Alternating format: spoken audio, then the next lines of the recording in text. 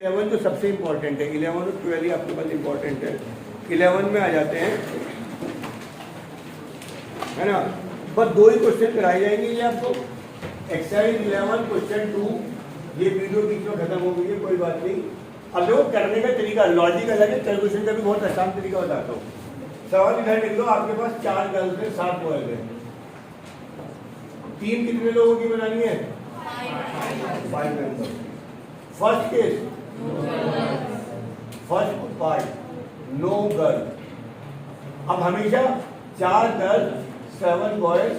Girl कितनी select करनी है? बॉयज कितने सेलेक्ट करने को हुए? आंसर सॉल्व नहीं कर रहा था, सॉल्व तो कर लोगे। सेकंड पार्ट में मुझे बताएगा कदम at least 1 boy and 1 girl. Case बनवाने इंपॉर्टेंट है। इसके लिए आप ये वाली टेबल बनाना सीखो। बॉय गर्ल, बॉय कितनी है? 7, गर्ल कितनी है? 4। यहाँ पे आ गया केस 1। अगर आपने बॉय रखे 1 तो गर्ल्स कितनी? केस 2 में बॉय 2, केस 3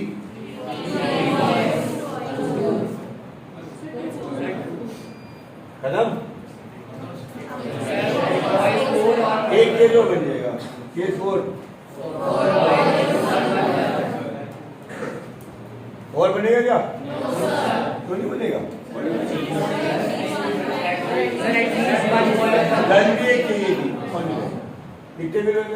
इसके बाद वेज 7C1 4C2 7C2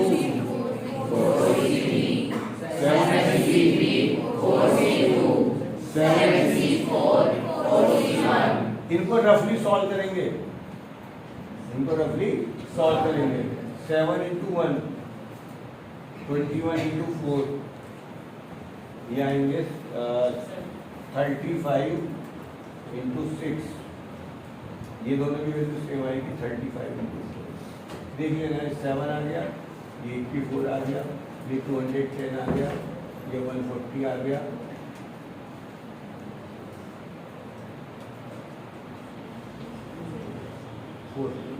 जो भी आएगा कैलकुलेशन अगर गलती हो रही है तो कोई बात नहीं, ये आपके पास सब करके आएगा। सारे कम्बिनेशन के सवाल मोस्टली, ये सबसे लंबा सवाल भी सबसे ज्यादा याद रखिए।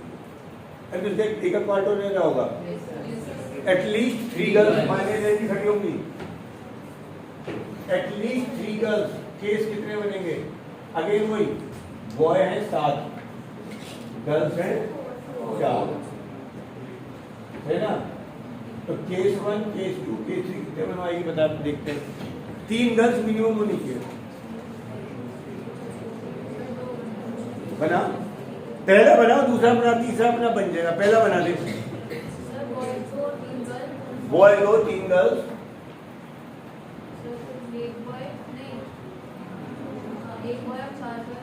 और क्यों यहाँ पे 2 वो नहीं ले सकते, 3। एटलीस्ट 3 गर्ल्स में 2 ही केस बनेंगे।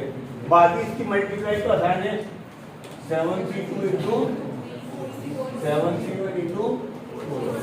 इसे सॉल्व कर देंगे, आंसर आए हैं। इसमें बिल्कुल क्या लूँ बता, तू बताओ। 5 और ये तो 5 गर्ल्स हैं, कहाँ से पैदा करेगा? जब गर्ल्स 4 है तो 5 ही पैदा कहाँ से करेगा भाई? लॉजिक क्वेश्चन था, सही है ना, तो ध्यान नहीं जाते वाली बात करो। सही जी। इसके बाद हम एक इसका क्वेश्चन नंबर 5 करेंगे, इसे उतार लो। इसका क्वेश्चन 5 करेंगे, एक्सरसाइज होगी खत्म। पॉज कर दो, पॉज ही करियो। An examination paper contains 12 question. It has 2 part A and B. A में 7 क्वेश्चन है, B में 5 है। किसी कैंडिडेट को 8 क्वेश्चन करने हैं जिसमें दोनों में से 3 करने हैं। बॉयज गर्ल्स की जगह 2 सेट आ गए। तो तो भैया सेट ए में कितने हैं 7, बी में कितने हैं? टोटल कितने करने हैं? 8। तो केस 1 3 इसमें, केस 2 8 आना चाहिए, केस 3 लॉजिक खत्म। भाई ये सोच रहे हैं, इनको तो दिमाग लगाना ही नहीं।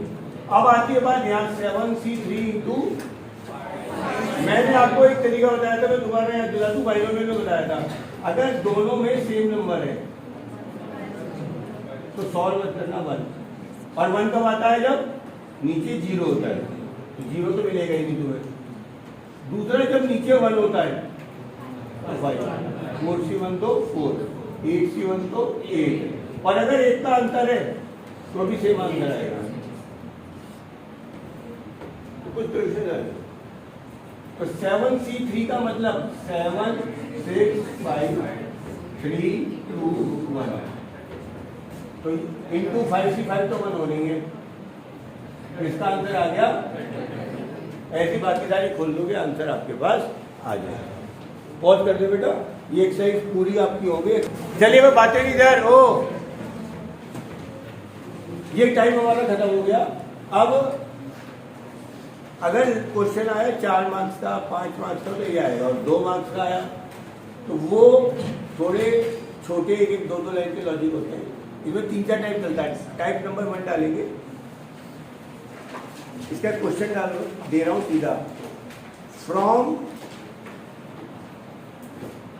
9 non collinear points, 9 non collinear points,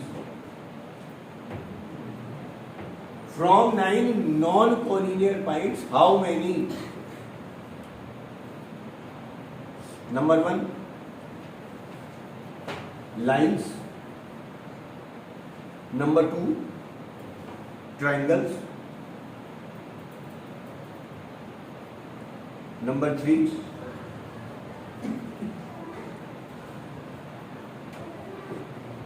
hexagon can be drawn.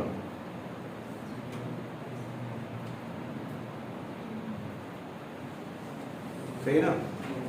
समझिएगा जरा, वीडियो इज ऑन। अब मेरे पे 9 पॉइंट है जी, 1 2 3 4 5 6 7 8 9, अब कोई भी लाइन में नहीं है, मुझे लाइन बनानी है। लाइन बनाने के लिए मुझे क्या चाहिए? लाइन के लिए 1 पॉइंट उठाओ, 1 पॉइंट उठाओ, मिला दो, ये उठाओ, ये उठाओ, ये उठाओ, कोई भी पॉइंट मिला दो। तो लाइन बनाने के लिए आपको 2 पॉइंट सेलेक्ट करने हैं, कितने में से? खत्म। ट्राइंगल बनाने के लिए क्या करना पड़ेगा? और हेक्सागन बनाने के लिए कहानी खत्म। अगला क्वेश्चन उतारना बाद में आंसर, 4 लाइन छोड़ दो, वीडियो चल रही है ना। अगला लिखो, from a closed figure of 16 sides, from a closed figure of 16 sides, how many diagonal you get? How many diagonal you get? 2-3 line छोड़ के कोई लिख लो। From 10 points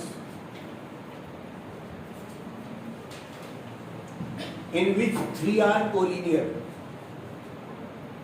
from 10 points in which 3 are collinear, how many lines and triangles you can draw? Yes. How many lines and... तो अभी मैंने आपको सवाल दिए कि क्या था पहले सवाल बोलो भाई। एक फिगर मेरे पास 16 पॉइंट है, ये है टोटल पॉइंट हो गए 16, तो लाइन्स बनेंगी 16C2, 16 15 2 1 120। अब इसमें साइड्स बनेंगी कितनी? 16, तो डायगोनल बनेंगे 120 -16 10। ध्यान रखिए क्वाड्रिलेटरल है, इसमें 4 पॉइंट होते हैं, तो लाइंस बन गई 4 C2 6, 1 2 3 4 और ये 2 डायगोनल। तो 6 में से तो साइड्स घटा दोगे तो आपके पास क्या आ जाते हैं, डायगोनल। डायगोनल का फार्मूला है total lines minus total sides. ठीक, क्लियर? दूसरा बोलो क्या था? 10 पॉइंट से आपके पास 3 कोलिनियर है, तो ये 3 पॉइंट्स कोलिनियर है, बाकी जो 7 पॉइंट है वो नॉन कोलिनियर है। तो ध्यान रखिएगा ये 3 पॉइंट केवल एक लाइन लेंगे। अभी हमने डिस्कस करा ये और ये अलग अलग लाइन नहीं है, ये लाइन ये लाइन है, ये लाइन एक ही लाइन है, तो इसमें टोटल लाइन बननी चाहिए 10C2, बट कोलिनियर पॉइंट्स 3 जो है वो आपको देंगे -3C2 + 1। -3C2 इसलिए क्योंकि एक साथ नहीं देंगे और +1 इसलिए क्योंकि एक देंगे, तो इस सवाल का आंसर आएगा 10C2 माइनस। चलो जी पॉज करके जल्दी उतारो, अगले कंसेप्ट पे चलते हैं। हाँ जी, मैंने क्वेश्चन दिया था, मेरे पास 3 पेन है, 4 पेंसिल है और in how many ways you can make any group और सिलेक्शन। तो जो करने का तरीका, number of ways to select a pen बराबर, या तो आप एक पेन ले सकते हो या 2 या 0 भी ले सकते हो। भाई 0 भी तो उठा सकते हो, उठाओ ना पेन, तुम्हारी मर्जी। समझ में आ गया? Number of ways to select a pencil, हमें ये जितने हैं उसमें एक ऐड कर दो, जितने हैं उसमें और रबड़ को लिए बाद में क्या करनी है, टोटल लेनी है 4 × 5 कितना आ गया। और वो कहता है नॉन एम्प्टी होना चाहिए सेट, ऐसा नहीं हो सकता कि आप कुछ भी सिलेक्ट ना करो, ये अलाउड नहीं है। तो नॉन एम्प्टी के लिए एक कम कर देना, क्योंकि एक टाइप ऐसा होगा ना जिसमें तुमने पेन उठाया ना पेंसिल ना रबड़। तो अगर आपसे कहा नॉन एम्प्टी सिलेक्शन, यानी कुछ तो लेके जाना पड़ेगा, तो 1 सेलेक्ट करना है, वरना ये काम। समझ में आ गया? ये 2 टाइप समझा दिया अगली एक्सरसाइज के। एक क्लास और चाहिए होगी, मंडे हमारा 100% काम खत्म हो जाएगा। तो ये मैंने आपका